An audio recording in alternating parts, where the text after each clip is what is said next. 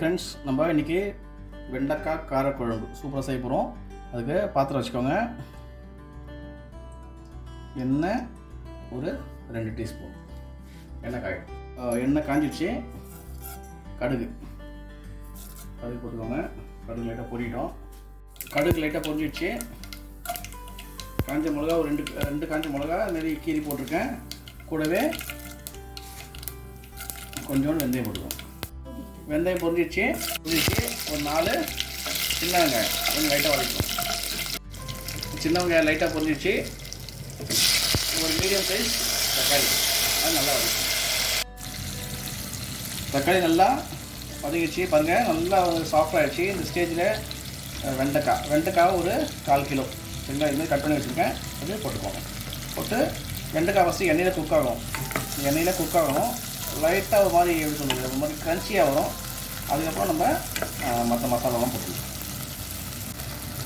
வெண்டைக்காய் பாருங்கள் லைட்டாக ஒரு க்ரன்ச்சியாக ஃப்ரையாக இருக்குது. இந்த ஸ்டேஜில் மஞ்சள்தூள் ஒரு 1/2 டீஸ்பூன், அப்புறம் குழம்பு மிளகாய் தூள், நம்ம வீட்டில் அரைச்ச குழம்பு மிளகாய் தூள் ஒரு 2 டீஸ்பூன். இது காரம் இருக்காது, பட் திக்னஸ் கொடுங்க.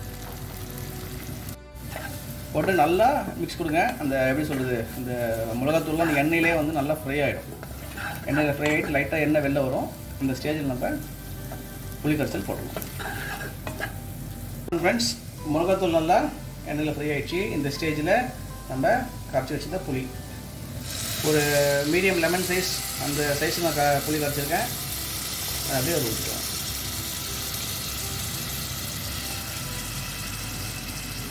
போட்டு நல்லா மிக்ஸ் கொடுத்துக்கோங்க. உங்களுக்கு தேவையான அளவு திக்னஸ் பார்த்துக்கோங்க சரிங்களா. இதுக்கப்புறம் இது ஒரு 2 கொதி வந்ததுக்கப்புறம் நம்ம தேங்காய் அரைச்சி ஊற்ற போகிறோம் சரிங்களா. அதுதான் இந்த வெண்டைக்காய் குழம்புக்கு நல்ல ஃப்ளேவர். இப்போ நீங்கள் புளி கரைச்சல் ஊற்றிட்டு நல்லா ஒரு 2-3 கொதி விடுங்க. அப்போ தான் வந்து நீங்கள் பார்த்தீங்கன்னா இந்த வெண்டைக்காய்லாம் வேகும். இப்போ ஓரளவுக்கு கிறிஸ்பியாக இருக்குது, இன்னும் சாஃப்டாகிடும் சரிங்களா.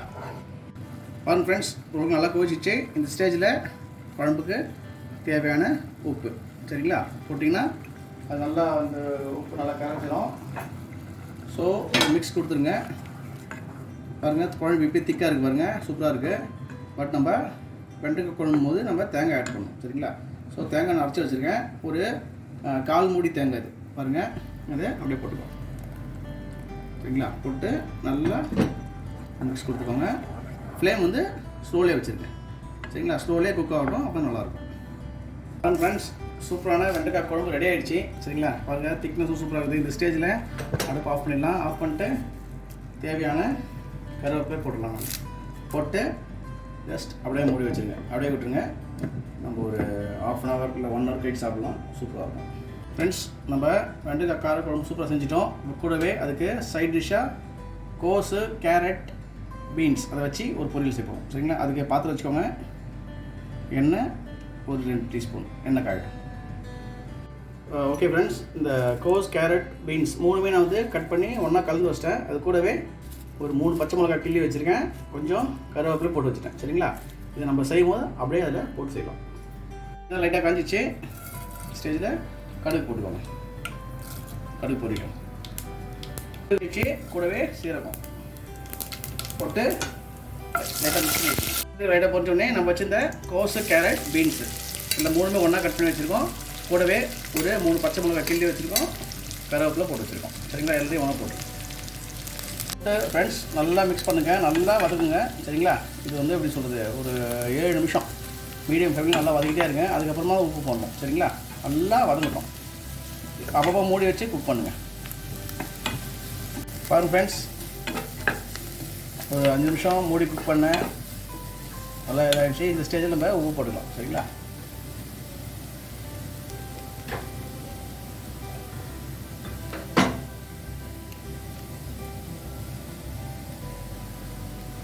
உப்பு போட்டு ஜஸ்ட் மிக்ஸ் கொடுத்துருக்கேன். பாருங்கள் ஃப்ரெண்ட்ஸ், அவ்வளோதான். சூப்பராக குக் ஆகிடுச்சு சரிங்களா. எப்பவுமே கோஸு, கேரட், பீன்ஸ் இந்த மாதிரி பண்ணும்போது நீங்கள் அடுப்பில் மீடியம் ஃப்ளேம்லேயே வச்சு குக் பண்ணுங்கள். தண்ணி எதுவும் ஊற்றாதீங்க. தண்ணியெலாம் ஊற்றி குக் பண்ணக்கூடாது, அப்போ தான் நல்லாயிருக்கும் சரிங்களா. அடுப்பு ஆஃப் பண்ணிடலாம். மேலே சப்போஸ் உங்களுக்கு வேணும்னா தேங்காய் பூ வந்து மேலே தூவிக்கலாம், அது ஆப்ஷனல் சரிங்களா. இறக்கலாம்.